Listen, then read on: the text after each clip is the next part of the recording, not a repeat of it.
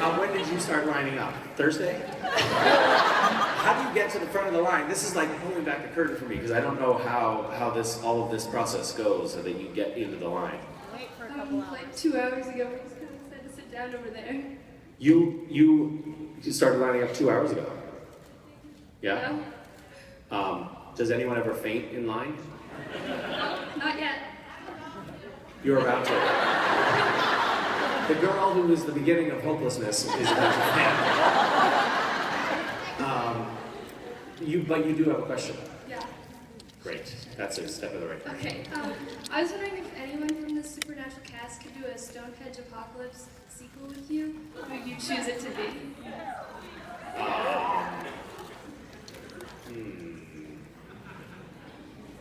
And it has to be somebody from Supernatural cast. You can pick anyone. But aren't you dead? Then Martha Stewart. What? Am I dead? Are you dead? In Stonehenge. Are you dead in Stonehenge? I'm dead in Stonehenge. So it would have to be the prequel. Yeah, which I think it's due for, by the way. I don't know why. I agree. I don't know why they're waiting so long to do the prequel trilogy to Stonehenge Apocalypse. What's that? 7 more? Okay. You're feeling faint. You're at the beginning of hopelessness, and you were up until 3. Really? I'm not impressed. I was shooting at 3 o'clock in the morning, and then I went. That's right. Oh no, it's not porn. It was Supernatural. Woo! Yeah, sexy. No, actually, we were just in a running through the woods scene. Not sexy at all.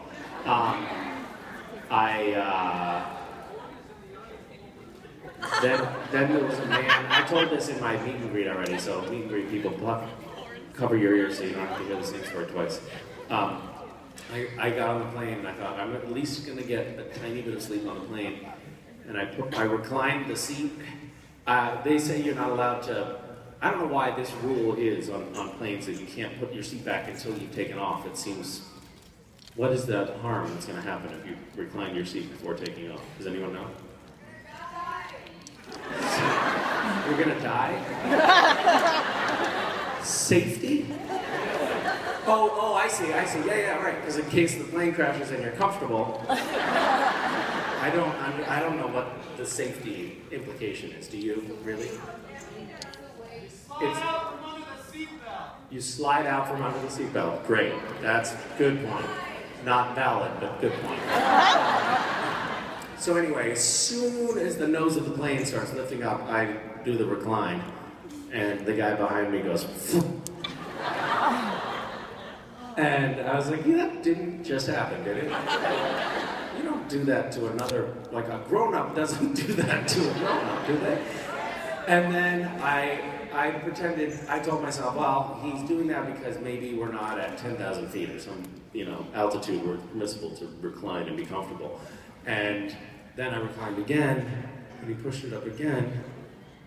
And I turned around, like, what is going on? And he said, he was an older gentleman, very kind of surly seeming, and he said, your seat is poking me right in the tummy. And he said, tummy, and I didn't know what to do. I was completely powerless to fight back because he employed the term tummy. It was just so weird that I just had to not sleep for the rest of the flight. But anyway, enough about you. No, I'm just kidding.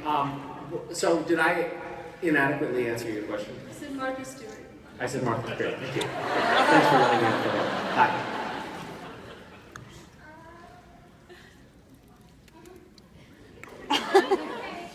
So, you're my idol, and I love you, and I wanted to know who were your idols when you were younger?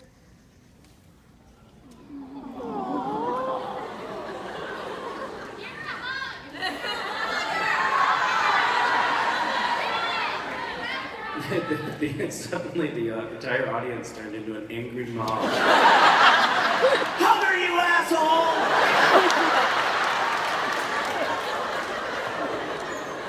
Because I'm a afraid of large groups of people.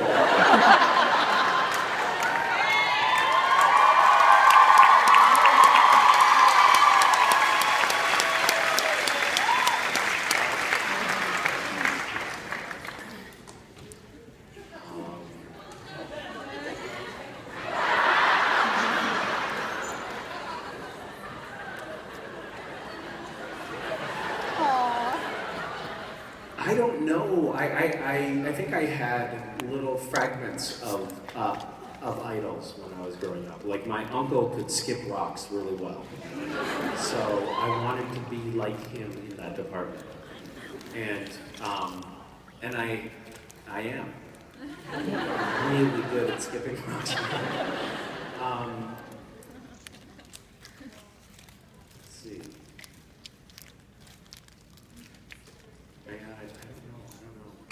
I think I lived in too much of an isolated childhood to actually have any idols. I think my mom was, for me, in some respects.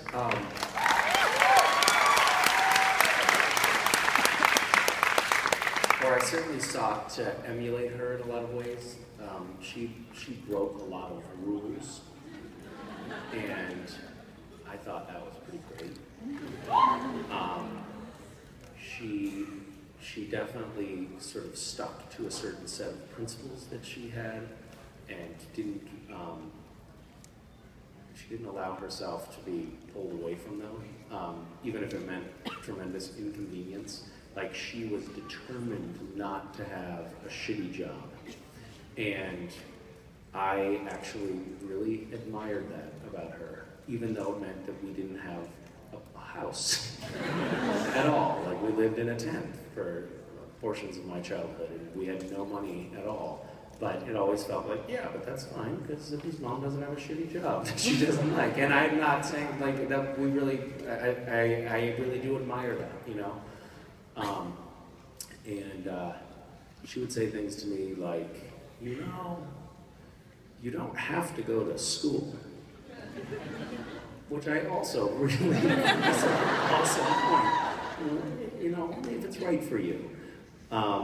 So she was definitely not confined by the bounds of social norms, and I think I liked that a lot. And I think it helped me as a kid to feel like anything was possible. And also, you know, I got good at like starting campfires and stuff. There were other side perks of it as well. Yeah. Okay. That sounded like a politician's answer, by the way. Oh, my mother is my role model.